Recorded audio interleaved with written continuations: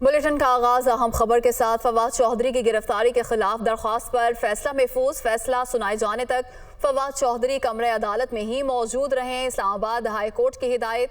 मजीद तफसीलात जानते हैं नुमाइंदा दुनिया न्यूज़ मोहम्मद इमरान से। इमरान, बताइएगा कब तक सुनाया जाएगा फैसला? जी, फैसला आज ही सुनाए जाने का इम्कान है और अदालत ने यह फवाद चौधरी को हुक्म दिया है कि जब तक फैसला नहीं सुनाया जाता तब तक के लिए वो कमरा अदालत में ही मौजूद रहेंगे। इससे पहले जब समाअत का आगाज़ हुआ तो जस्टिस मियां गुल हसन औरंगज़ेब की जानिब से चीफ जस्टिस आमिर फ़ारूक के फ़ैसले का हवाला दिया गया कि 9 मई को अदालत का फ़ैसला मौजूद था कि फवाद चौधरी को किसी भी केस में हिरासत में नहीं लिया जाएगा। लेकिन अगले ही दिन 10 मई को फवाद चौधरी को सुप्रीम कोर्ट से गिरफ़्तार किया गया। तो क्या इस पर कोई तौहीन अदालत की कार्रवाई बनती है? और एक दरख्वास्त जो फैसल चौधरी की जानिब से अदालत में दायर की गई थी, अदालत ने उसको पकड़कर साइड पे रखा और कहा कि इसको हमने अभी तक देखा ही नहीं।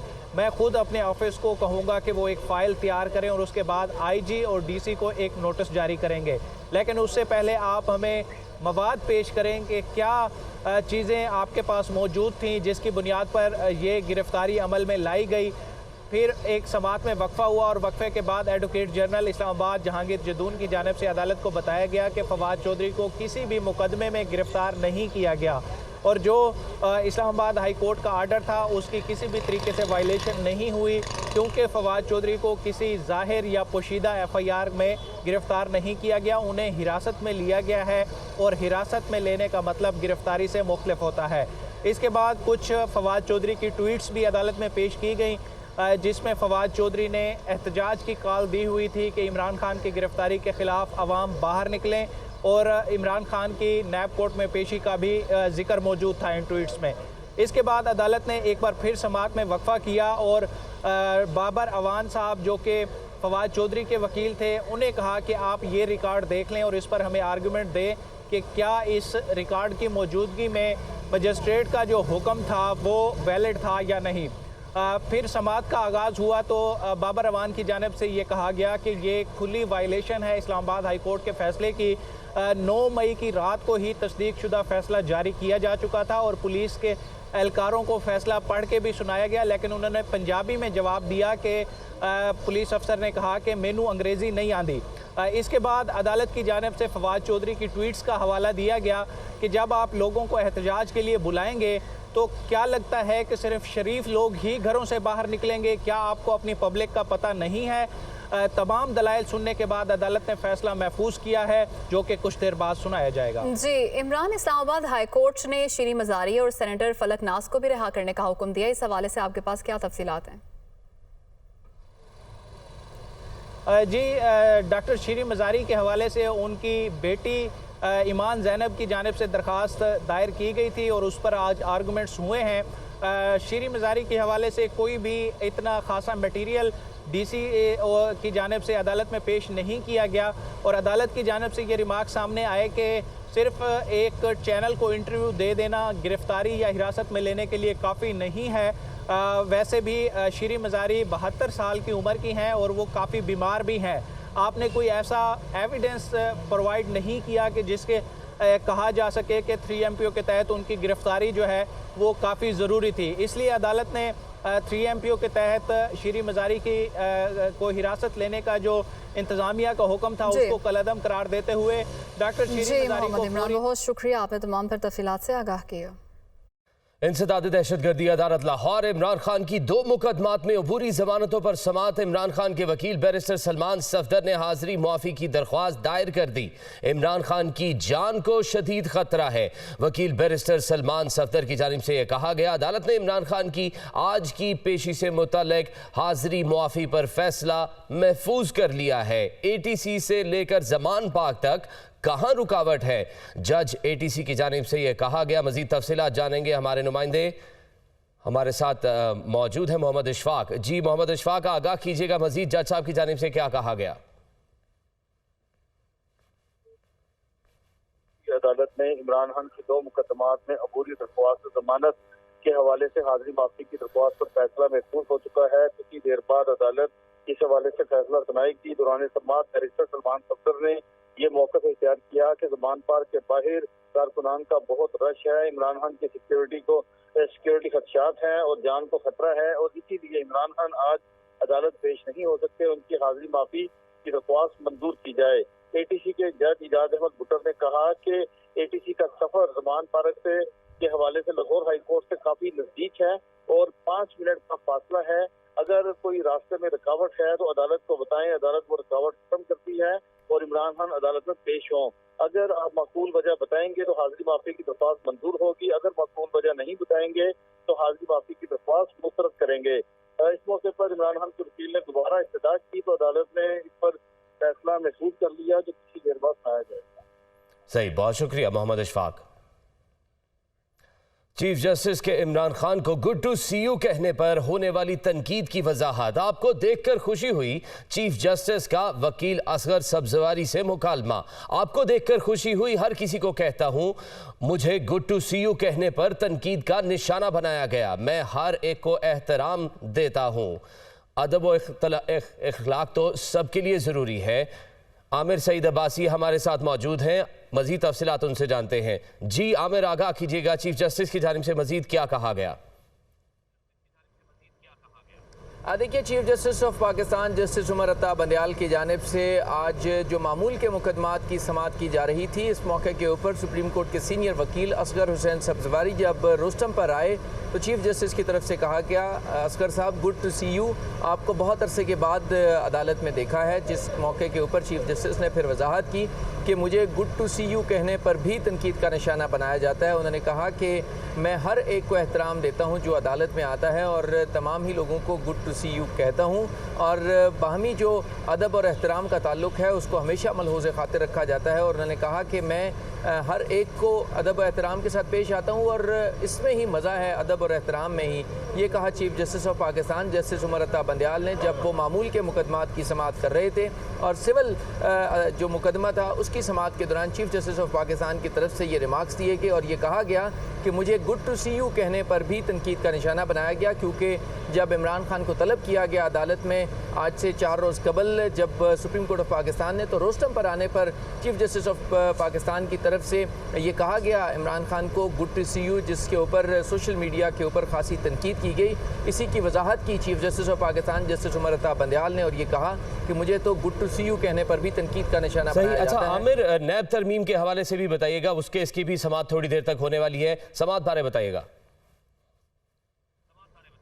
देखिए, इस वक्त chief justice of Pakistan justice Umar Ata Bandial की सरबराही में 3 रुकनी बेंच ने समाअत शुरू कर दी है नैब तरमीम के खिलाफ इमरान खान की उस दरख्वास्त पर जिसमें इमरान खान ने चैलेंज किया उन नैब तरमीम को जो गुज़श्ता साल की गई थी और नैब के कवानीन में कुछ नरमी लाई गई थी। इसको इमरान खान ने NRO करार दिया और ये कहा कि ये जो तरमीम हैं ये पर्सन स्पेसिफिक लेजिस्लेशन है और ये कुछ ख़ास जो हुकूमत में लोग हैं उन्हें फ़ायदा पहुंचाने के लिए कानून साजी की गई है, इसे कलअदम करार दे दिया जाए। इस मौके के ऊपर जो हुकूमती वकील हैं मखदूम अली खान आज वो अपने दलाइल देंगे और इससे पहले वो 14 समातों पर अपने दलाइल दे चुके हैं मजमूई तौर के ऊपर इस मुकदमे की। अब ये 46वीं समात है। मखदूम अली खान वीडियो लिंक के ज़रिए कराची से यहाँ पर अदालत में जो है वो प्रोसीडिंग्स में हिस्सा ले रहे हैं, जबकि जो इमरान खान के वकील हैं ख्वाजा हारिस वो इस वक्त कमरा अदालत में मौजूद हैं। और आमिर सईद अब्बासी हमें तमाम तफसीलात से तफसीलन आगाह कर रहे थे, आपका बहुत शुक्रिया।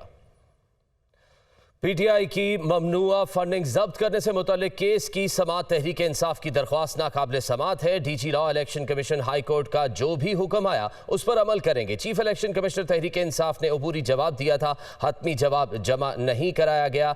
चीफ इलेक्शन कमिश्नर ने मजीद क्या कहा जानते हमारे नुमाइंदे वकार अली सैयद हमारे साथ मौजूद हैं। जी वकार, आगाह कीजिएगा। जी बिल्कुल, इलेक्शन कमीशन में जो पब्लिक पार्टी ऑर्डिनेंस है उसकी शिक 6 के तहत जो पाकिस्तान तहरीक इंसाफ को ममनुआ फंडिंग के से मुतल्लिक एक नोटिस जारी किया गया था, उस पर उसकी जो है वो समाअत हुई, क्योंकि उसमें पाकिस्तान तहरीक इंसाफ की जानिब से ये दरख्वास्त दायर की गई है कि उनको गवाहों को तलब करे और उस पर वो जरा करना चाहते हैं।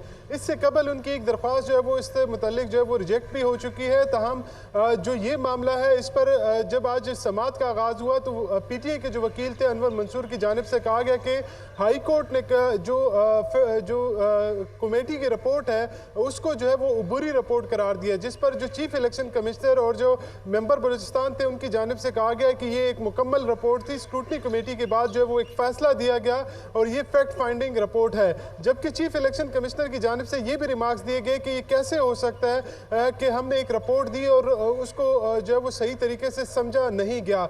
जबकि जो PTI के वकील हैं अनवर मंसूर, उनकी जानिब से बार बार इस बात पर जो है वो इसरार किया जाता रहा कि जो इस्लामाबाद हाई कोर्ट का ऑर्डर। वकार अली सैयद हमें तमाम तफसीलात से आगाह कर रहे थे, आपका बहुत शुक्रिया।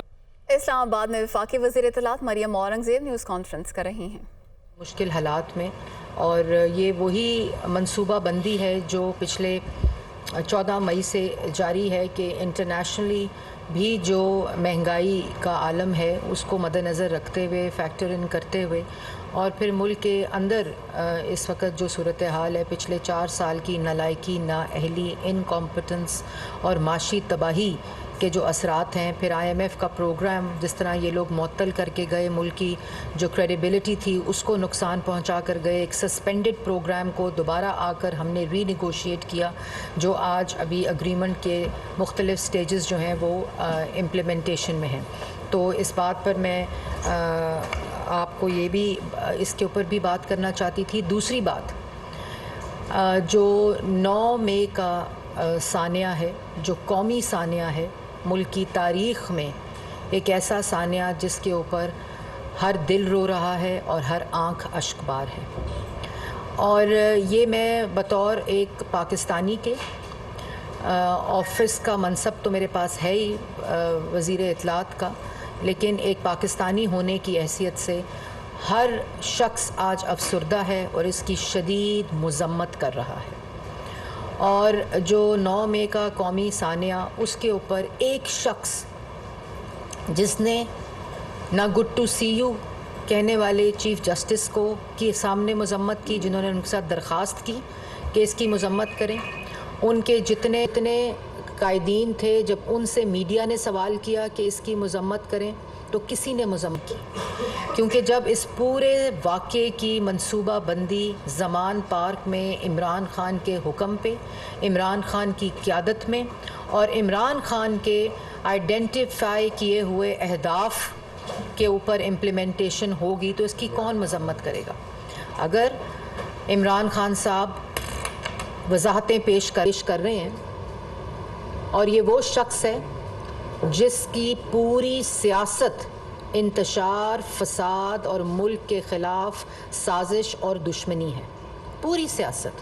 आप इनका पूरा कॉन्डक्ट देख लें, डी चौक पे कब्रें खोदने से लेकर, सुप्रीम कोर्ट के बाहर गंदे कपड़े लटकाने से लेकर, सिविल नाफरमानी, OAIG पुलिस के सर फाड़े गए, ये डी चौक की कहानी है। और उस वक़्त अगर इसको सज़ा मिल जाती, पाकिस्तान टेलीविज़न के ऊपर हमला, जिसके बाद शाबाश दी जा रही है कि हमारे कारकुन PTV पहुँच गए जो आज इस मुल्क का सदर पाकिस्तान है, उनकी ऑडियो के अंदर इमरान ख़ान साहब और वो गुफ्तगू कर रहे हैं कि मुबारक हो, हमने PTV के ऊपर हमला कर लिया और PTV को तबाह कर दिया।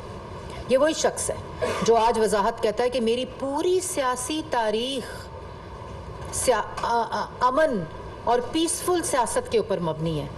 पाकिस्तान की आवाम वो मनाजिर भूल गई है जब इस मुल्क के अंदर तरक्की आ रही थी, CPEC आ रहा था, चाइनीज़ प्रेसिडेंट आ रहा था, इस मुल्क में रोज़गार मिल रहा था, IMF का प्रोग्राम मुकम्मल होकर मुल्क की मईशत को इस्तेहकाम मिल रहा था, मोहम्मद नवाज़ शरीफ वज़ीर आज़म के होते हुए उस वक़्त ये कब्रें खोद रहा था डी चौक के ऊपर, उस वक़्त ये पार्लियामेंट के ऊपर लानत भेज रहा था, उस वक़्त कहता था मैं फ़लानी तारीख़ को मुल्क बंद कर दूंगा, वो शाहरा बंद कर दूंगा, वो शहर बंद कर दूंगा। जो इसको रोकता था OIG मैं तुझे नहीं छोड़ूंगा, मैं इस और पुलिस वालों के सर फटवाए, लोगों के सर फटवाए, ये शख्स कह रहा है कि मेरी पूरी सियासत बड़ी पुरअमन है। और वाकई ये शख्स ये समझता है, ये ठीक कह रहा है, इमरान ख़ान ये समझता है, ये फॉरेन एजेंट फितना ये समझता है कि ये सब कुछ करना जो है वो बड़ी पुरअमन सियासत है। और उसके बाद आज वजाहतें ये कह दे रहे हैं कि ये जो कुछ 9 मई को हुआ ये उन्होंने नहीं कराया, ये एजेंसीज़ ने कराया है। तो इमरान खान साहब से सवाल ये है कि मुराद सईद जिनकी ऑडियो और पैगामात आवाम ने सुने, क्या वो एजेंसी के बंदे हैं?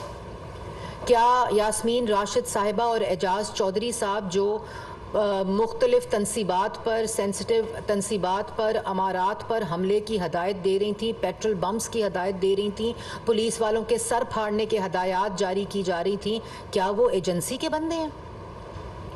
क्या जो आपके तमाम क़यादत, टिकट होल्डर्स, MPAs और टिकट एप्लीकेंट्स जो हैं, और आपकी जो टाइगर फोर्स जिसको बतौर वज़ीर आज़म आपने बैज लगा कर तैयार किया, वो सब जब 9 मई को दहशत गर्दी कर रहे थे और अहकामात दे रहे थे और सेंसिटिव तनसीबात के ऊपर, लोगों के घरों के ऊपर, हस्पताल, स्कूल, मस्जिद, जानवर मंडियां जला रहे थे, शहीदों की और गाजियों की यादगारों की बेहुरमती कर रहे थे, स्कूल जला रहे थे, तो क्या वो सारे के सारे एजेंसियों के लोग थे?